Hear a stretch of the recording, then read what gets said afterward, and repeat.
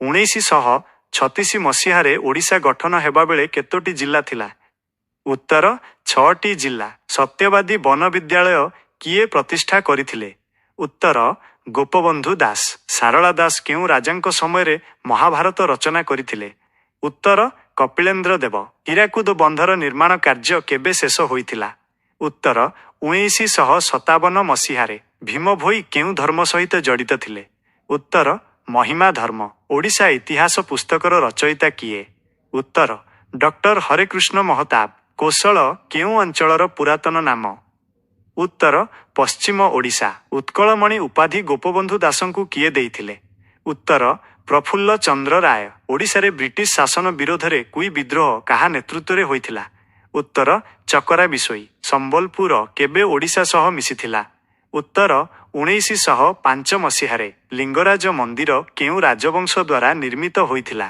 ଉତ୍ତର ସୋମବଂଶୀ ରାଜା ଯଜାତି କେଶରୀ। ଗଙ୍ଗବଂଶର ଶେଷ ଶାସକ କିଏ ଥିଲେ? ଉତ୍ତର ଚତୁର୍ଥ ଭାନୁଦେବ। ରକ୍ତତୀର୍ଥ ଭାବେ ଓଡ଼ିଶାର କେଉଁ ସ୍ଥାନ ପରିଚିତ? ଉତ୍ତର ଇରମ୍ ଭଦ୍ରକ। ଓଡ଼ିଶାରେ ଲବଣ ସତ୍ୟାଗ୍ରହର ମୁଖ୍ୟ କେନ୍ଦ୍ର କେଉଁଠି ଥିଲା? ଉତ୍ତର ଇଞ୍ଚୁଡ଼ି ବାଲେଶ୍ୱର। କେଉଁ ବର୍ଷ ମହାତ୍ମା ଗାନ୍ଧୀ ପ୍ରଥମ ଥର ପାଇଁ ଓଡ଼ିଶା ଆସିଥିଲେ? ଉତ୍ତର 1921 ମସିହାରେ। ଭାରତ ଛାଡ଼ ଆନ୍ଦୋଳନ ସମୟରେ ଓଡ଼ିଶାର କେଉଁ ନେତାଙ୍କୁ ଫାଶୀ ଦିଆଯାଇଥିଲା? ଉତ୍ତର ଲକ୍ଷ୍ମଣ ନାୟକ। ସ୍ୱତନ୍ତ୍ର ଓଡ଼ିଶା ପ୍ରଦେଶର ପ୍ରଥମ ରାଜ୍ୟପାଳ କିଏ ଥିଲେ? ଉତ୍ତର ସାର୍ ଜନ୍ ଅଷ୍ଟିନ୍ ହବାକ୍। ଓଡ଼ିଶାର କେଉଁ ସ୍ୱାଧୀନତା ସଂଗ୍ରାମୀଙ୍କୁ ମାତ୍ର 12 ବର୍ଷ ବୟସରେ ଶହୀଦ ହେବାକୁ ପଡ଼ିଥିଲା? ଉତ୍ତର ବାଜି ରାଉତ। ଓଡ଼ିଶାର କେଉଁ ବିପ୍ଳବୀ ଜୟୀ ରାଜଗୁରୁ ଭାବେ ପରିଚିତ? ଉତ୍ତର ଜୟକୃଷ୍ଣ ରାଜଗୁରୁ। କାହାକୁ ଓଡ଼ିଶାର ଗାନ୍ଧୀ କୁହାଯାଏ? ଉତ୍ତର ଗୋପବନ୍ଧୁ ଦାସ। କାହାକୁ ଓଡ଼ିଶାର ଲୌହ ମାନବ କୁହାଯାଏ? ଉତ୍ତର ବିଜୁ ପଟ୍ଟନାୟକ। ଧଉଳି ଶାନ୍ତି ସ୍ତୂପ କେଉଁ ବର୍ଷ ନିର୍ମିତ ହୋଇଥିଲା? ଉତ୍ତର 1972 ମସିହାରେ। ଜାପାନ ବୁଦ୍ଧ ସଂଘ ସହାୟତାରେ ଗଡ଼ଜାତ ଆନ୍ଦୋଳନ ବା ପ୍ରଜାମଣ୍ଡଳ ଆନ୍ଦୋଳନ କେବେ ଆରମ୍ଭ ହୋଇଥିଲା? ଉତ୍ତର 1938 ମସିହାରେ। କଳିଙ୍ଗାଧିପତି ଉପାଧି କିଏ ଗ୍ରହଣ କରିଥିଲେ? ଉତ୍ତର ଖାରବେଳ।